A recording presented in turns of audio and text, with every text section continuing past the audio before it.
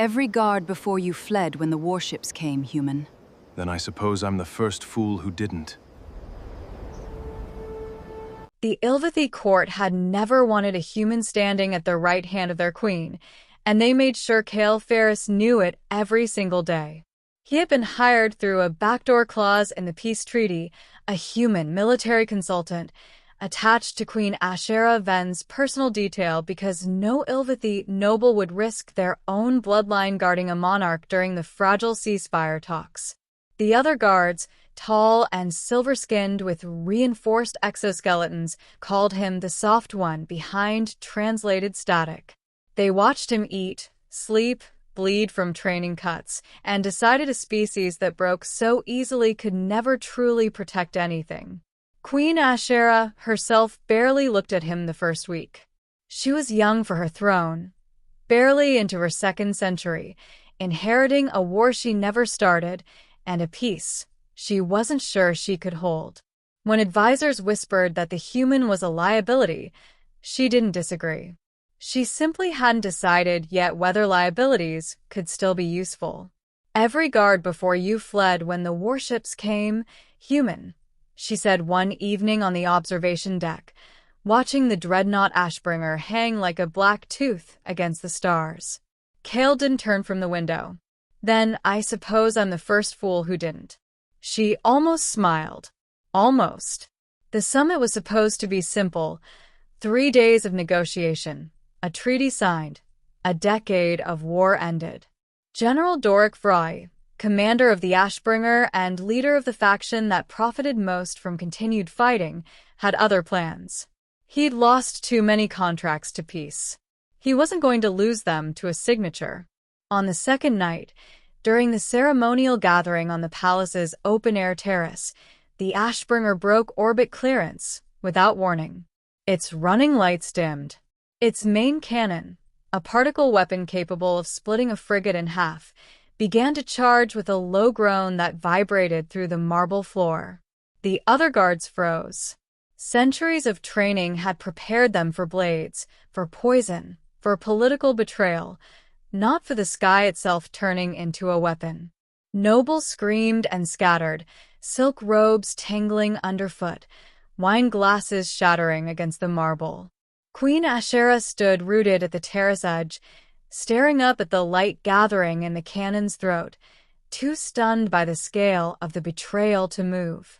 Somewhere behind her, an advisor was shouting orders that no one had time left to follow. Kael didn't think. He'd stopped thinking the moment the groan started. He crossed the terrace in 4 strides, closing the distance between himself and the queen faster than anything with a soft, breakable body should have been able to move.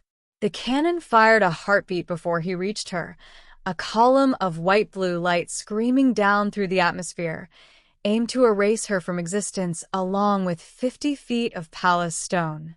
He didn't dodge. He didn't pull her to safety. There wasn't time. He put himself between her and the sky. The beam hit him like the end of the world.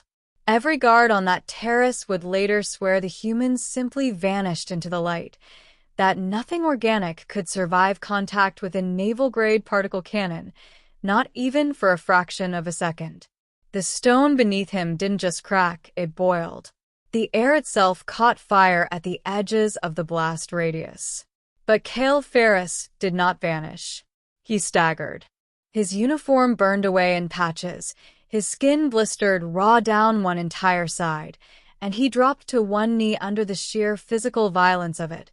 But he stayed standing between the queen and the source of the light, arms still spread, still shielding her, until the cannon's charge finally bled out and the beam died. Silence swallowed the terrace. Queen Ashera stared at the man kneeling in front of her, smoke rising off his ruined uniform, blood running from his ears where the sound alone should have killed him. He turned his head, found her eyes, and managed something that might have been a smile. "Told you," he rasped. "First fool who didn't run."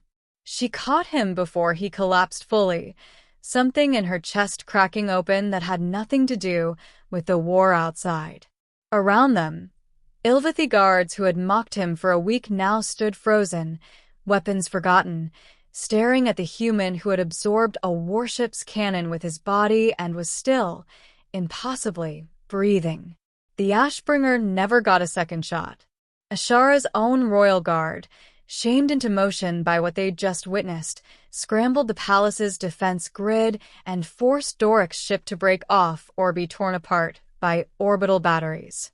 General Doric Vry was arrested 3 days later, trying to flee through a neutral system, his war profiteering exposed by the very attack he'd hoped would restart the conflict.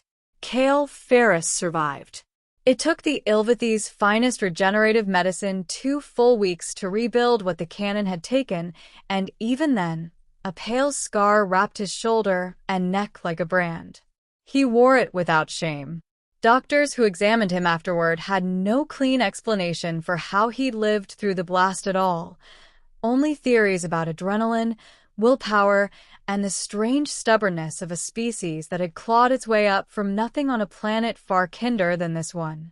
The treaty was signed on schedule, delayed only by a single day. Queen Ashera insisted the signing take place on the same terrace, rebuilt stone and all, with Kael standing at her side, not behind her, not beside the other guards, but beside the throne itself, where every delegate from every system could see him. This is the man who stopped a warship's cannon with nothing but his own body, she told the assembled diplomats, her voice carrying across the terrace. Remember that the next time someone tells you humanity is the fragile species in this galaxy. No one laughed at Kael Ferris again.